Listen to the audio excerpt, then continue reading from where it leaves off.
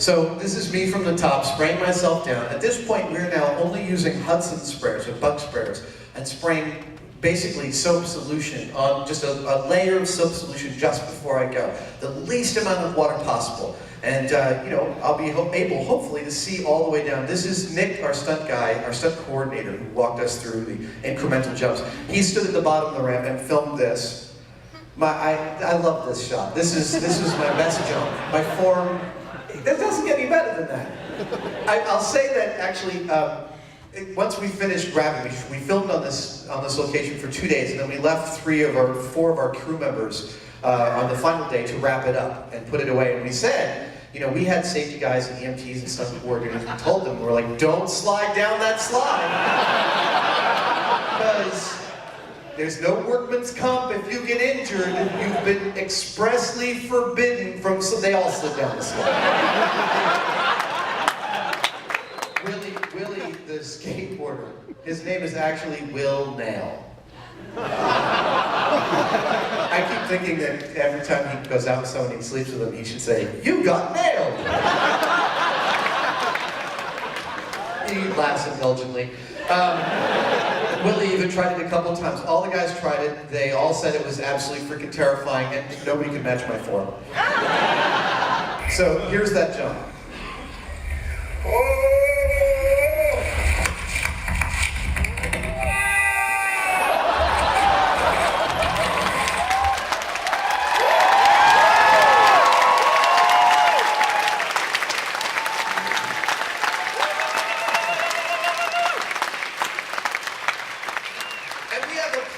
Which is you land in the water and you do the scuba diving thing. I'm okay, you say, and I do this, I'm okay. And Nick, the stunt coordinator on the shore, at this point 72 feet from me, goes, "Fucking A, you're okay, man, that was beautiful!"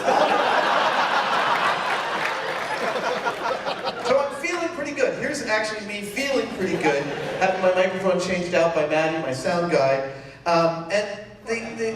We had to do 3 more jumps after that jump. That was the is it possible to fly 100 and some odd feet through the air jumps. But then we wanted to know about accuracy. And to do accuracy, I needed to do 2 jumps to find out roughly where I'd land. And then we wanted to place a target, hopefully that I would hit.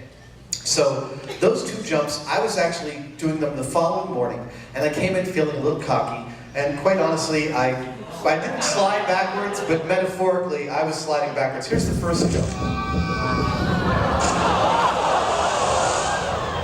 Instant headache. Have I mentioned that the water is freaking bone-ass cold, too? The water's like 45 degrees, so in addition to the terror and the instant headache, you were like freezing cold. Oh, and I'll add that the boat that had been donated to us by a fan had its motor break for the like 20th fucking time.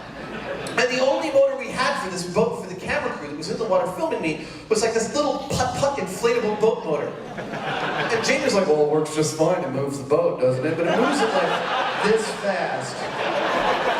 So I'm in the water, and the boat's moving toward, I can't tell if it's moving towards me. I don't know if they want me to go to the shore, or I have to wait there in the freezing cold water with my instant headache, and I feel really shitty. And I yell, "Do you want me to go to shore?" And instead of going like, "Yes," or "No," they go, "Wah." Because, you know, I have hearing aids. I have a congenital condition, not from the explosions. And I can't hear very well. In the water, I have earplugs, and it's just terrible. So you're feeling really shitty, you're hurting, you have an instant headache, and I have to trudge back to the top of the hill and do the second jump. Here's another view of that first jump. That's what it looks like.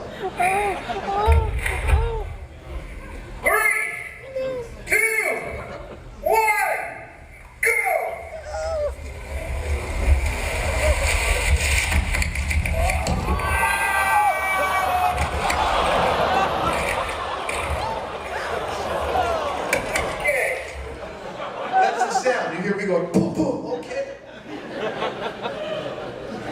Here's another one.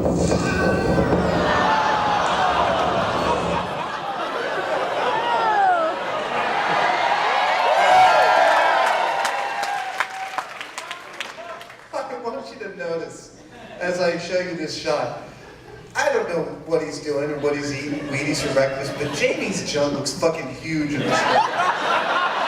And he's got like tiny, tiny feet. So, Mythbuster.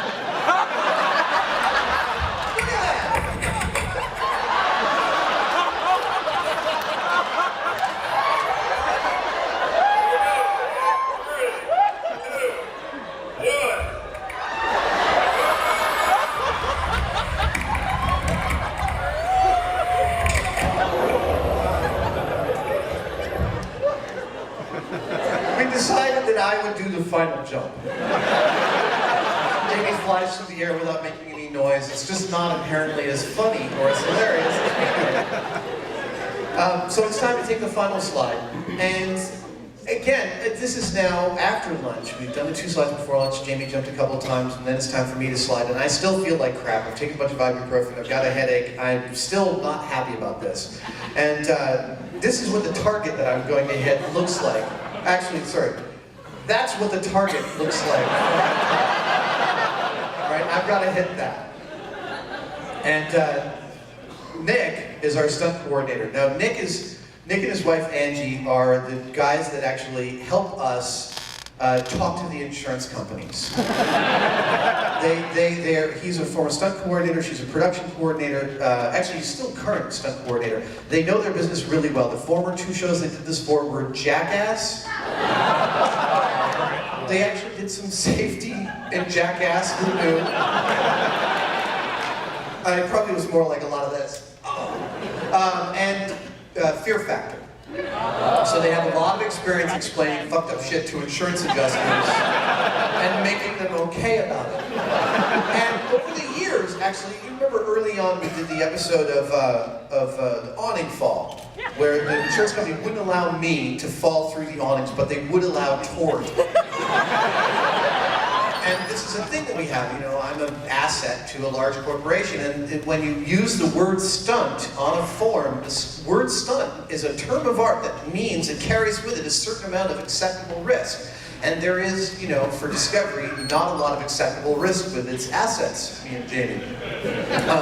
But over the years that we've been getting trained to do stunt driving and jumping off buildings and stuff like that, we get a little more latitude as we go. And Nick is one of the reasons we get that latitude. Nick comes up, gives us a training session, or sends one of his guys up, and they come back and they say, those guys, you know, they got it down, they know their stuff. The insurance company gives us a little more freedom the next time. It's a really nice thing. Nick comes up to the top of the hill, and I'm standing there in my latex, which is also really uncomfortable, and like can't move very well. And he goes, do I need to tell you anything? No, I got a question for you though. Are you a fucking stuntman or what?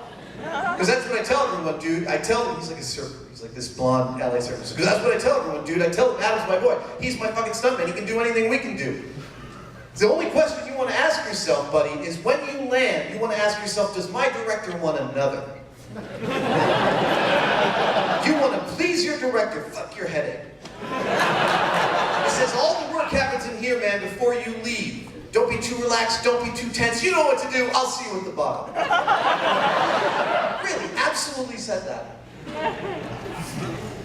Pep talk from Nick. And here's the final launch. This is shot by our second camera, Scott Sorensen, who's just unbelievably good, doing 1,000 frames per second, tracking me perfectly in the middle of frame the whole way down. This is shot with a Phantom camera that shot most of the Hurt Locker's explosions as well. So I'm coming down, my form is really good, I'm nice and relaxed, my head goes down, I come off the ramp, it's a thing of beauty. I can tell that it's going really well, my arms come out of my sides, and while it seems like when you're flying through the air to be really kind of an instantaneous process, it is also, does seem to last forever. Like I remember flying through the air for what seemed like an inordinately long period of time, thinking, this is so crazy, fucking cool and awesome, and I have to tell you, sorry, pause. I cannot show you how the episode ends. It's a terrible tease and a cold shower, but I cannot show you how the episode ends. It's fucking awesome, but I can't show you how it ends. So, in lieu of that, I'm going to show you probably one of my least dignified moments ever on television.